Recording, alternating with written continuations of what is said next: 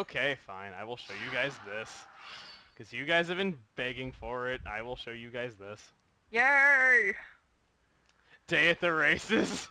Oh god. Now just warning you, this file has a bit of a slight spoiler on it. I have the fourth party member, if that is going to deter anyone from playing. I'm in the second town. By the way, just real quick, this game has the best title screen ever. Like, ever. Like, I oftentimes have a hard time not going beyond the title screen. Like, I'll just leave this title screen on for like 30 minutes and just listen to the music and just stare into the sky and all this. Like, I can, like, leave it, like, on the title screen for, like, a couple seconds, and you can, like, see, like, how it changes, because this title screen's also ever-changing. It's like, this should be a screensaver. It really could. It's good. I like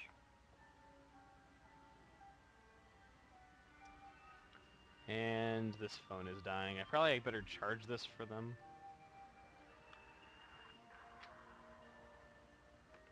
Alright, charge. Animal Crossing New Leaf. It is the new Duke Nukem Forever. That game has been... It's insane how long it's taking for us to get that game. We were going to be getting it like 3 years after it was actually announced.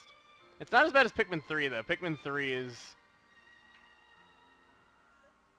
probably the longest I've had to wait for a game that after it was announced, except for, like, Mother 3. And now this title screen becomes just amazing here.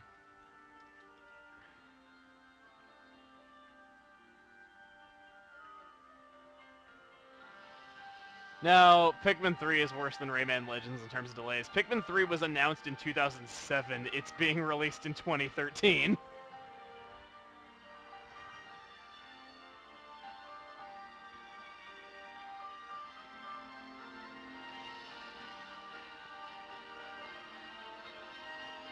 Someone's asking Mega Man X or Zero. I've never played either of those series. I played Classic Mega Man, and that's really it, actually. I've never played Legends or X or Zero or any of those. Level 1 or 20 boss? I don't want to, like, talk spoilers on that, so...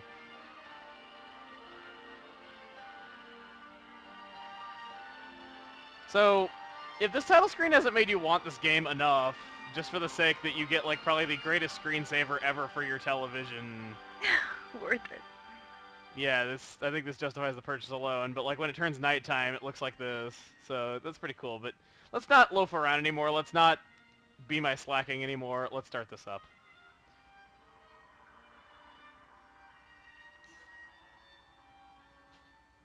Okay. I'm gonna skip cutscenes, mainly just because I don't want to do story spoilers, I'll just show you guys around a little bit. So, we'll do that. So, I'm going to skip these cutscenes, because there's going to be a cutscene right when it comes up, and I don't want to spoil you guys on story, just so I can, like, show you around the game. Because a lot of you guys wanted me to, like, play this a little bit and show you, like, around a little. So, is there going to be a cutscene when it comes up, actually? I don't think so. Now that I hear the music, because I don't recall a cutscene starting with this song when, in this area of the game. Come on. Actually, the music is stopping. It probably is going to be a cutscene. Yeah, there is. I'll skip this. I'll go back and watch it on my own time, believe me.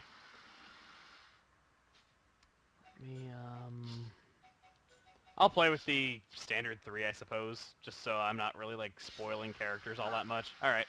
So, let me go ahead and, go to a more open area, I suppose, just kind of show you what this game's about, really. Okay, so.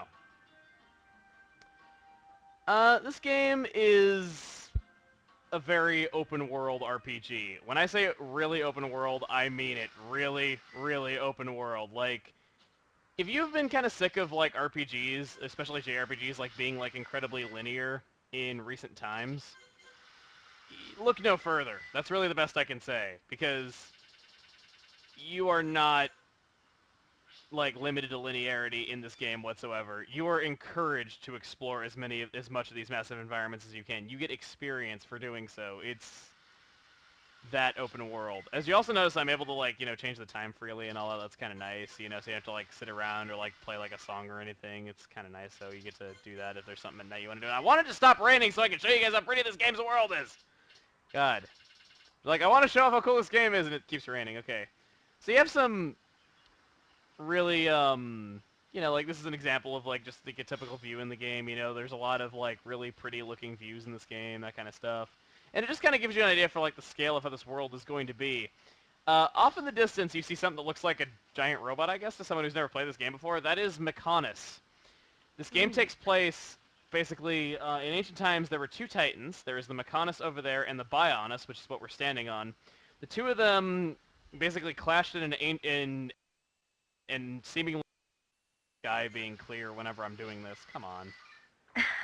It's not... I'm here. I'm watching his explanation. I don't want to interrupt. Yeah. So, we have this little narrow pass and everything like that, and you guys probably aren't believing me when I'm saying how open these areas are. Well, how about we go around here, and how about you check out just one area in this game out of, like, 40? You see all that? You can see it. You can go to it. Yeah.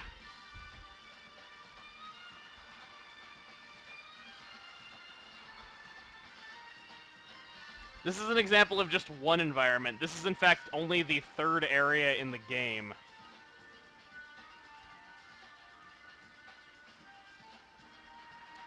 It is absolutely massive. And these environments, they don't feel like there's nothing to do with them. Like, you have different enemies around here. You do have monsters that you can hunt, of course, if you're into doing that in RPGs and whatnot. There's so much to do and see and explore. Over here we got, You can see the sky. Can we go up to the sky? we got a lake. I won't spoil that. To be fair, John made me ask you that. Yeah. Thanks, John. I will not spoil if you can go to the sky. So, This game is there's that. beautiful. Going into this game's design choices a bit, you have this glowing ball right here. That is an item. Items found, you don't have to, like, open up a chest. You just kind of walk into them and you collect them. Enemies will drop items when they're defeated. They stay there forever, just like in the Elder Scrolls games, which is kind of cool. But what's really cool is that the way that these battles play out, if I can get into one... Actually, let me see here. I think I might have just triggered an enemy that's rather tough. Did I? No, it's level 2015. That's not going to be tough enough. I want to get into a battle with something that will give me a fair challenge so I can kind of show you how these battles work. Because they are interesting to say the least. Downside is that pretty much everything here is kind of too weak for me to take on and actually be in any kind of real threat that I could show you really how they play out. So, what I can do is I can warp around a little bit around the game's world. You can kind of go to, like, you can fast travel in this game, you know, pretty much like a lot of other modern RPGs. It's handled pretty well. So, you're not, like, feeling like you're having to walk everywhere constantly. It's kind of nice. Here's an example of, this is Believer's Paradise that I'm going to go to next. It's in the same map. Keep in mind, though, that when I'm showing you this area, this is my character's line of view. This is how much of it there is. And then on top of that, there's another layer.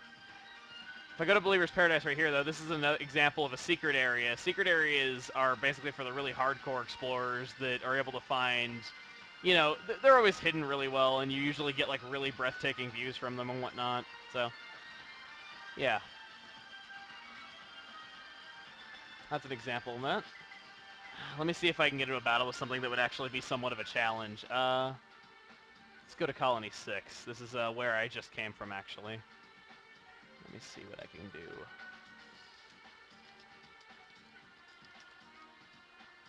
And Luca is being very quiet. Sorry, I'm just letting you explain to people that haven't seen this. Yeah. I'll go here, and I'm going to be going into another map. Once again, I'm going to skip the cutscenes just so I don't do any story spoilers, because I don't remember exactly what is said in these cutscenes, so I don't want to be like, oh, yeah, this character, they did that, and, you know, like, be like, crap, now I can't undo that.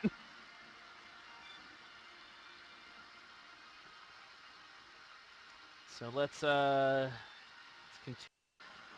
People would like to know what system this is for. This is a Wii exclusive. I know, it doesn't look like it, does it? This is also a first-party game. It's made by Monolith in collaboration with Nintendo. Monolith was bought by Nintendo back in, like, '06, I believe it was.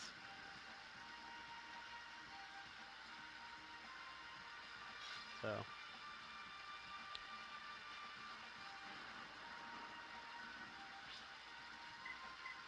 I like how much it just keeps on raining, like it doesn't seem to want to stop no matter what I do. Okay, yeah, this is where I want to go. So, we're gonna go through here. This is an area called the Satral Marsh. This is probably one of my actually, no, this is one of my favorite areas in the game. So, we have, like, you know, kind of a marshy area, you know, it looks basically what you'd expect out of, like, a swampy, marshy type area and whatnot. You know, it's not too... nothing too out of the ordinary, of course, but... Oh, don't mean to interrupt you, but I just want to let everyone know that Yeah. we are up to $665. 665. John has donated $250. Whoa, way Thank to go, you John. very Way to much. go. That is Unbelievable. awesome. John W. I think we know who that is, but we won't say. Okay. Thank you. Thank you very, very much. Marsh, you know, that's not anything special. Well, how about we see just how much this area changes when we make it nighttime? Okay. Areas change a lot when it's day to night. This is probably the greatest example of it. Check this out.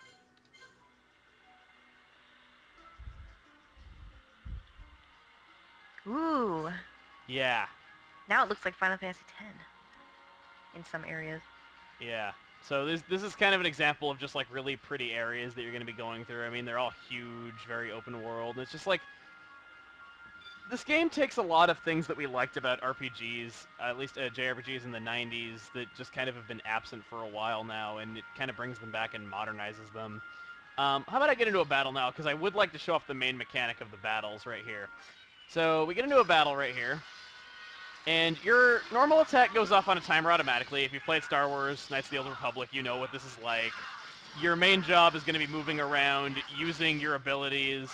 They do different things depending on how you're positioned relative to the enemy. Shoot, I would really like to get into a battle with something that's going to be actually challenging for me. How about... shoot. I'm trying to like think about what I could do here to show off the main part of these battles, because the problem is that the main mechanic is not going to show up unless I will automatically say higher. The exact number of side quests in Xenoblade Chronicles is 478. Wow. Okay, right here. I'd say stone should be enough. We have to take them to Zazadan as quickly as possible. Okay, so that is a vision. The main draw of Xenoblade is that the blade itself allows you to see the future. If you collect an item that you're going to need for a quest later on, you will get a vision of the future of you collecting the items for that quest, and it will tell you how many of them you will need for an eventual quest that will be coming up later. On top of this, let me go into my inventory really quick to show this. That is that the items, as you see here, I have items that are marked on my inventory. A white exclamation mark means that it's going to be needed for a quest later on, whereas an orange exclamation mark, if I had any, means that it's for a quest that I'm currently doing. So you don't have to like look up walkthroughs and whatnot to see like, oh, is this item needed for a quest before you sell it? No, it tells you in your inventory, it marks it, and you see a vision of yourself getting the quest in the future. So that's cool. If I was to get into a battle, you know what? There was a big thing over there somewhere, wasn't there? This is a level 82 Like monster. animal? Maybe if I balls to the wall on this right here, maybe I can Oh God, you're gonna maybe die? I can trigger this. I know I'm gonna die, but I want to trigger No, this. don't die. Oh, I missed. Oh Jesus. Wasn't there like a deer or something near you that looked big? Alright, come on. Trigger it, please. Trigger it, trigger it. Wow, she actually put it to sleep when it was like 30 levels higher than her. Oh Jesus, you're gonna die. Oh, come on. Can I? No. No. I'm not gonna get to trigger it, am I? No. I'm not gonna get to trigger it, am I? Dang it. I might just have to explain what it is, but I wanted to show by example what it is, and the only way I could really do that is by doing a really powerful enemy. Or doing a powerful one. Those things walking down there, are those the same level? Nah. If it's red, it's gonna be much higher level, though, but it's not red, so... Can you please trigger it? I really want to trigger it. Come on. I'm not going to get to. I died. I knew I was going to die, but I was hoping I'd at least trigger in the process. Okay, so when I got a vision about me getting a quest in the future, that's not just used for quests. If an enemy is going to use a super devastating attack that is going to severely cripple one of your party members or outright just kill them instantly, you will see a vision of it happening, who it's going to happen to, and how much time you have left until that happens. These battles are real time, and you basically have to work with whatever time you have left to prevent it from happening. You have various defensive abilities you can do. There's an aggro system where you can draw an attack away to another party member that might not be hurt from it as much. There's many ways you can go about it. You can even like heal them and whatnot. And on top of this, at a bit of a cost, you can even get a free usage of one of your character's arts out of it that might be able to change it should you not have it currently usable to you. So there's a lot of options available for this, and it's basically the battle system. Not only is it real time, but it's about seeing visions of the future, using what you know about the future to tip the future in your favor so that bad things do not happen to you within the battles. Interesting. Everyone wants to know if you're going to sing a Pinkie Pie song now. Now that we have high donations. Yes. I don't know, maybe. Maybe at the end of my shift? I don't know. We have about 40 more minutes. Let's see how high we can get donations before then. Because I would like to see people helping out other people. Indeed. So, this is just kind of a quick rundown of how this game is, you know.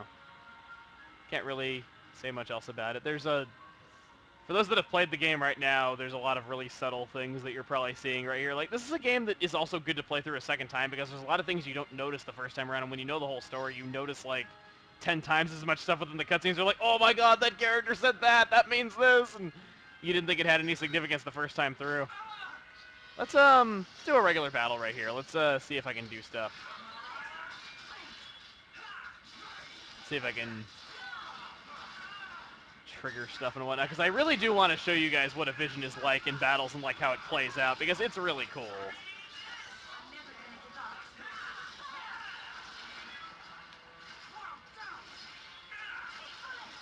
And Luca's not talking. I'm just watching. Everyone wants to know if you're going to LP this. Maybe someday. I keep saying that to everyone who asks that.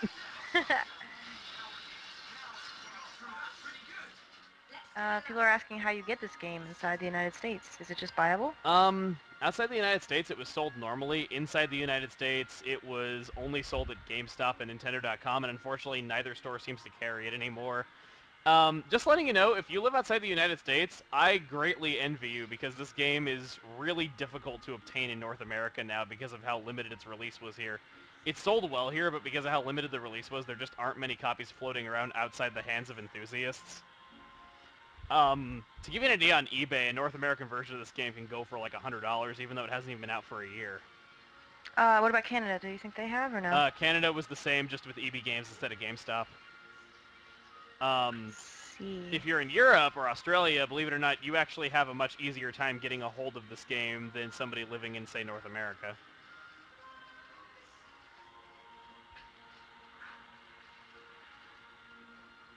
It's so nice here. Now, the music, which you probably can't hear too clearly right now, to get you a bit more excited for, like, to play this game if you're thinking of getting it, the music in this game is a collaboration between the composers of Chrono Trigger, Chrono Cross, and Kingdom Hearts.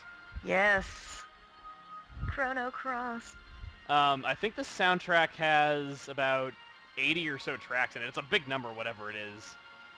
I have the, I do have the physical soundtrack of it. I'm just that big of a fan. So. Oh, big birdie. Big birdie. So big I'm birdie. just, that's pretty much the basics of Xenoblade. I don't really need to, like, show off more of it, though, because the rest of it would pretty much just be me questing and skipping over cutscenes that I don't really want to spoil for you guys and all this, which is a shame because you really do owe it to yourself to experience this game's story because it is fantastic. Like, it's one of those games where it's pretty good early on, but it just seems to only get better as it goes along. Fiery08, to donate money to the charity, just scroll down a little bit past the video that you're watching, and there's a little chip-in box. And you can just press the chip-in button to pay securely through your PayPal. And that's how you do that. And thank you for donating.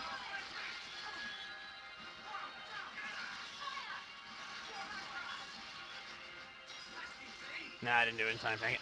I was trying to inflict, like, a status on the enemy. Yes, all the money goes to the charity Rice Bowls to feed impoverished children around the world. It's a great charity. Oh, it's not on the beta.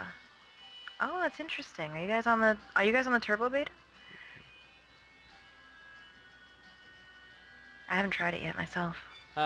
Opinions on other Operation Rainfall games. I do own the last story. I've only played it for about an hour. I'm not really sure I necessarily get the gameplay. I'm thinking about possibly playing through the first hour or so again to see if I fully get it, because I feel like there's stuff that I'm missing, but from what I've played, it looked really good. I heard it's not that long of a game. Like, it's only like 20 hours or so. It's not like this game, which is super long. Like, I've 100%ed this game fully. I have done every side quest. I even went back and did other branches of the side quests that I didn't do before.